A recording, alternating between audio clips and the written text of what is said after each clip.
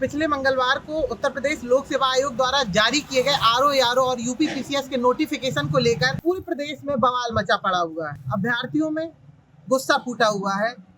हजारों की संख्या में अभ्यर्थी प्रयागराज में लोक सेवा आयोग के गेट पर प्रदर्शन कर रहे हैं।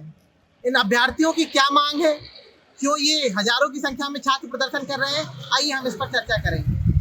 पिछले मंगलवार को लोक सेवा आयोग का एक नोटिफिकेशन जारी होता है जिसमें यूपी पीसीएस की परीक्षा 2 दिन में कराने का निर्णय लिया जाता है और ये परीक्षा की तिथियां 7 और 8 दिसंबर घोषित होती हैं। लेकिन ये तिथियां जैसे ही घोषित होती हैं, छात्रों में धीरे धीरे गुस्सा पनप उठता है।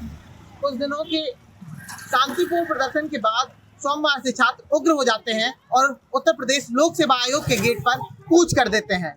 छात्रों की संख्या हजारों में होती है और छात्र हाथों में तख्तियां लेकर लोक सेवा आयोग से अपनी मांगे रख रहे होते हैं।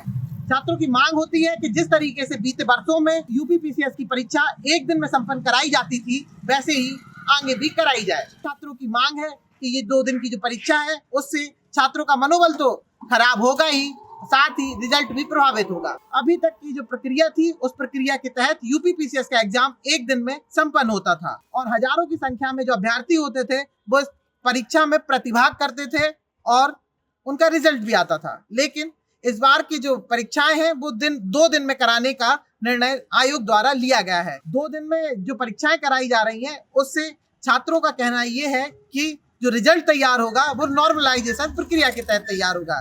इस नॉर्मलाइजेशन प्रक्रिया को आइए हम समझते हैं। ये नॉर्मलाइजेशन प्रक्रिया जो है इसके तहत 2 दिन में जो पेपर कराया जाएगा उसमें ये निर्णय लिया जाएगा कि कौन सा पेपर ज़्यादा कठिन था और कौन सा पेपर कम कठिन था। जो कम कठिन वाला पेपर होता है, मान लीजिए उसमें किसी अभ्यर्थी के 90 नंबर आते हैं, वहीं ज़्यादा कठिन वाले पेपर में अगर अभ्यर्थी के 70 नंबर आते हैं तो नॉर्मलाइजेशन प्रक्रिया के तहत 90 और 70 नंबर वाला अभ्यर्थी बराबर रैंक पाएगा, जिससे छात्रों में आक्रोश है। छात्रों का कहना है कि ये परीक्षा एक ही दिन कराई जाए। वहीं अगर आयोग का पक्ष इस मामले में देखा जाए तो आयोग का कहना ये है कि पिछले वर्षों में जो पूरब में परीक्षा स्थान थे, परीक्षा स्थानों पर धांधली की उन्हें शिकायतें मिल रही थी। जब परीक्षा 2 दिन में संपन्न होगी तो केवल उन चुनिंदा स्थानों पर ही परीक्षा संपन्न होगी जहां धांधली की कोई शिकायत कभी सुनने में नहीं मिली है। अब छात्रों का आगे क्या प्रदर्शन को लेकर उनका मन रहेगा और ये आयोग क्या फैसला लेता है, ये देखने वाली बात रहेगी। नेशनल खबर के लिए कैमरामैन नारायण दत्त के साथ